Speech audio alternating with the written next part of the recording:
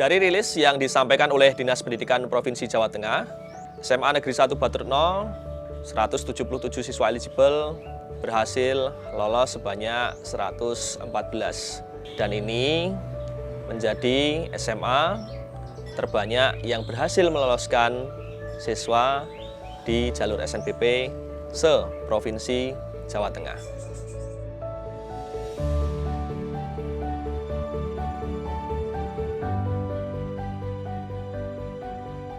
Di awal saya bertugas di SMA Negeri 1 Baturno, sebuah data mengatakan bahwa tidak lebih dari 50% siswa kami melanjutkan ke jenjang perguruan tinggi.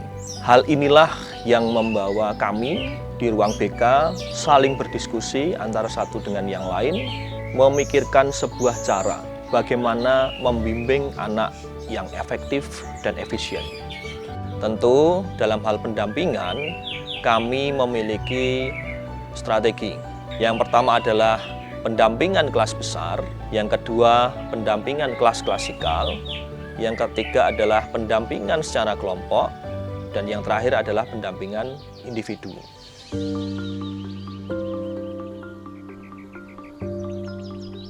Hari ini kita punya tema pembekalan strategi lolos SNBP, SNBT, dan KIP kuliah.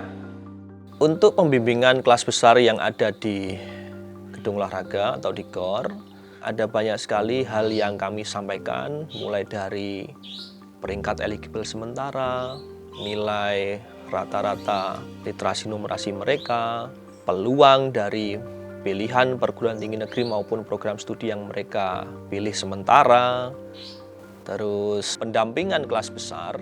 Itu punya manfaat, kita bisa memberikan informasi secara luas, secara umum kepada anak didik dalam satu waktu. Yang kedua, ada layer klasikal. Di setiap kelas selalu dipersiapkan anak didik untuk maju, melanjutkan diri ke jenjang perguruan tinggi. Selalu ada doktrin positif di sana. Lolos. Baik anak-anak, ada di antara kalian yang minat kuliah? Angkat tangan please. Oke, good. Turun. Yang masih ragu-ragu? Saya Pak. Di ruang klasikal, Bapak Ibu Guru BK tentu akan sering bertanya, siapa yang lanjut kuliah? Siapa yang masih ragu-ragu? Atau siapa yang sudah memutuskan untuk tidak kuliah? Dari sini akan muncul data. Bapak Ibu Guru tahu, dan Bapak Ibu Guru juga mempersiapkan diri untuk pembimbingan. Anak-anak yang sudah yakin untuk kuliah dikuatkan, anak-anak yang masih ragu diberi motivasi dan diberi pendampingan lebih, dan anak-anak yang sudah yakin untuk tidak kuliah akan dikonfirmasi apakah benar alasannya sudah kuat. Kalaupun memang sudah kuat, maka anak dipersiapkan untuk masuk ke dunia kerja. Untuk mempersiapkan keberhasilan ini, tentu ada langkah panjang yang kita persiapkan. Tidak hanya dimulai dari kelas 12, melainkan juga sudah dipersiapkan dari kelas 10. Salah satu program yang sangat penting di kelas 10 adalah pemilihan mata pelajaran peminatan atau mata pelajaran pilihan. Karena hal ini akan sangat berpengaruh terhadap potensi kelolosan dan keberhasilan anak didik nanti saat mereka masuk di jalur SNBP. Untuk pembimbingan hari ini kita akan mengambil materi yaitu fungsi komposisi. Kita ingatkan sebentar untuk materi itu. Di SMA Negeri 1 Baturno, anak-anak yang sepertinya peringkat eligible-nya menengah ke bawah pun juga sudah dipersiapkan sedini mungkin. Ada pembiasaan yang kami programkan selama ini, bahkan sejak kelas 10, mulai dari kegiatan literasi numerasi setiap hari Selasa, Rabu, dan Kamis, dimulai dari jam 7 sampai jam 7.15. Ada satu soal khusus, soal-soal UTBK atau soal-soal tipe UTBK yang diberikan oleh tim, ada tim sendiri, dan harus dikerjakan oleh anak-anak. Tidak berhenti sampai di situ, di ruang BK juga sering digunakan sebagai kelas klasikal. persiapan kita kemarin ya, hari ini Pak Sarif kumpulkan beberapa anak-anak yang memang akan dipersiapkan untuk masuk di jalur SNBT atau UTBK. Nah, karena pakai UTBK ya, pakai tes, kalian masih punya waktu 6-7 bulan. Di situ saya sendiri yang turun. Biasanya kami menggunakan soal-soal yang sudah pernah keluar mirip dengan tahun-tahun sebelumnya. Itu kami gunakan sebagai dasar, atau juga kami gunakan soal-soal yang ada di websitenya SNPMP. Min 4. Min 4, berarti jumlahnya berapa? Jumlahnya 14. 14, berarti sini 14. Layer klasikal, manfaatnya adalah Bapak Ibu guru yang masuk di kelas bisa memberikan pemahaman yang lebih detail lagi, lebih lengkap lagi, dan bisa melihat anak didiknya lebih fokus, efektif, dan efisien. Ini namanya eligible sementara. Itu bisa kelihatan, oh ternyata sementara ini. Yang ketiga, pendampingan secara kelompok. Ketika kami membimbing anak berbasis kelompok 10-10, ini kami panggil seluruhnya karena di tim BK kita sudah punya peringkat eligible sementara.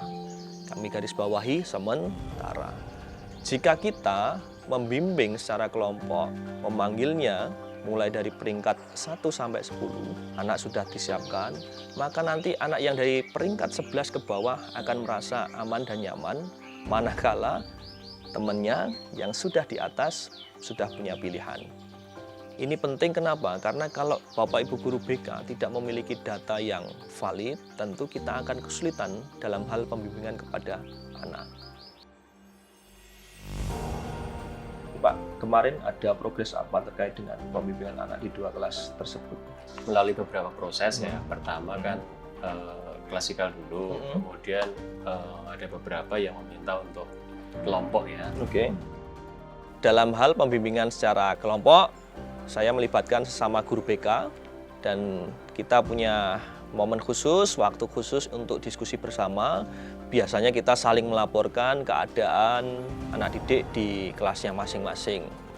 Momen ini kami gunakan untuk saling berbagi dan saling mengisi sesama guru BK. Hal ini penting untuk menyamakan persepsi dan berbagi solusi tentunya. Karena barangkali di antara kami ada yang punya solusi berbeda yang bisa diterapkan di kelas Bapak Ibu guru BK yang lain. Terkait apa?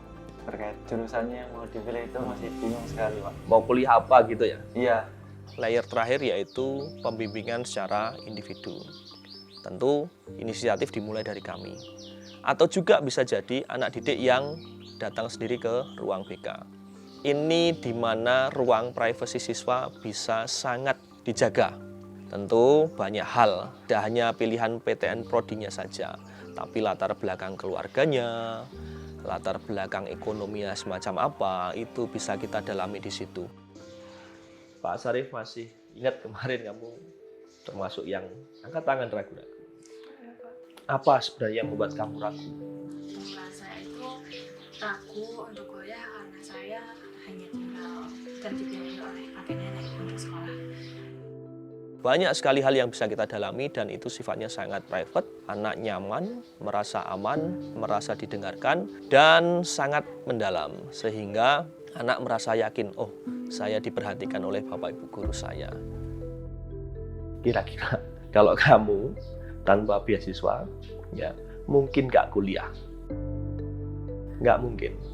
Coba bayangkan, 4 tahun lagi, ya 4 tahun lagi, kamu datang di wisuda, ya keluargamu datang, terus kamu pakaikan ya togamu itu di ya, kepala bapak atau ibu atau kakek nenek. Mungkin nggak itu terjadi? Mungkin nggak? Insya Allah mungkin. Mungkin. Teorinya namanya magical question. Mereka berandai-andai. 5 tahun lagi, 4 tahun lagi, dari hari ini, kalau kamu ya, hadir di sebuah acara atau pesta wisuda dan kamu adalah salah satunya, sedangkan di kanan dan kirimu ada orang tua atau orang yang kamu sayangi, terus toganya kamu kasihkan ke bapak, topi wisudanya kamu berikan ke ibu. Apa yang kamu rasakan saat itu? Kenapa demikian? Karena kita harus memulai dari mimpi dulu. Besok itu kan belum terjadi, tapi kita harus punya mimpi dari sekarang. Mimpi itu yang akan menuntun anak-anak, memotivasi anak-anak untuk ayo aku mau berjuang, saya mau berjuang. Ada mimpi, ada cita-cita yang harus saya tepati, yang harus saya dapatkan.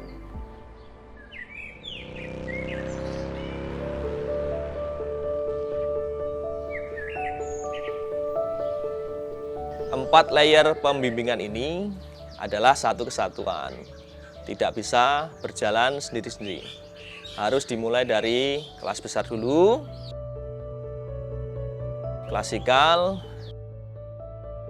kelompok, dan nanti diakhiri dengan individu. Hal ini akan menumbuhkan pemahaman bersama, baik itu guru maupun siswa, dan membangkitkan growth mindset, tumbuh, berkembang. Bapak ibu gurunya berkembang, anak didiknya juga harus berkembang. SMA Negeri 1 Baterno, selamat pagi.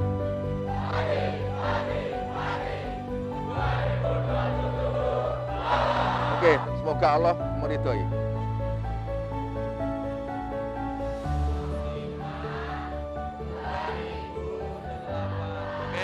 Bismillahirrahmanirrahim. Allahumma sholli ala sayyidina Muhammad. SMA Negeri 1 Baturno punya tradisi. Setelah 1 tahun gigih berjuang, baik para siswa, Bapak Ibu guru, Bapak Ibu tenaga kependidikan, tim guru BK, alumni, kami mengadakan kegiatan nonton bareng pengumuman SNBP. Di situ semua hadir, mulai dari Bapak Kepala Sekolah, tim Wakasek, tim tenaga kependidikan, dan tentu Bapak Ibu guru BK, para siswa yang berkenan juga dipersilahkan, adik kelas 11, kelas 10, OSIS ada, dengan tujuan salah satunya adalah mengapresiasi segala perjuangan siswa. Baik itu berwarna merah ataupun berwarna biru, ini adalah buah dari perjuangan selama ini. Jika ada yang lolos, tentu kami ikut gembira. Dan jika ada yang gagal, maka saat itu juga sekolah sudah mempersiapkan rencana kedua, plan B. Anak-anak akan didampingi oleh Bapak Ibu guru untuk mempersiapkan diri menuju tes UTBK. Di SMA Negeri 1 Baturno, saya pribadi memang meminta anak-anak untuk mengabadikan momen di mana mereka membuka pengumuman SNBP. Dan biasanya anak-anak mengirimkan video itu kepada saya, dan tentu kadang saya mengirimkan hasil karya anak tersebut di grup. Salah satu momen yang menurut saya sangat berkesan itu manakala adalah salah satu siswa kami, kebetulan ibunya sudah meninggal. Dia mendaftar di rumah saya waktu itu di H-1 penutupan pendaftaran, dan berjanji, Pak, nanti kalau pengumuman saya akan buka di depan makam ibu saya. Dia berjanji kalaupun nanti saya berhasil, maka ibu saya yang harus jadi pertama tahu, walaupun beliau ada di nisan. Dan kalaupun saya gagal, ibu juga yang harus pertama tahu kalau saya gagal. Dan alhamdulillah hasilnya anak tersebut berhasil lolos. Ya tentu semua ikut senang, ikut bangga. Dan dia membayar janjinya untuk ya ibu saya yang harus pertama tahu kalau saya berhasil. Terima. Untuk anak-anak SMA Negeri 1 Baturno, kita memang tidak bisa memilih dari siapa kita dilahirkan, namun kita bisa memilih apakah kita mau berjuang atau menyerah dengan keadaan. Ayo berjuang dengan pendidikan, kita persiapkan masa depan yang lebih baik. Bapak Ibu, ayo dampingi anak didik kita. Pada saatnya mereka akan menjadi insan-insan yang membanggakan. Mari bimbing dan dampingi anak didik kita menuju masa depan yang lebih baik. Ayo sekolah, ayo kuliah, ayo cari beasiswa.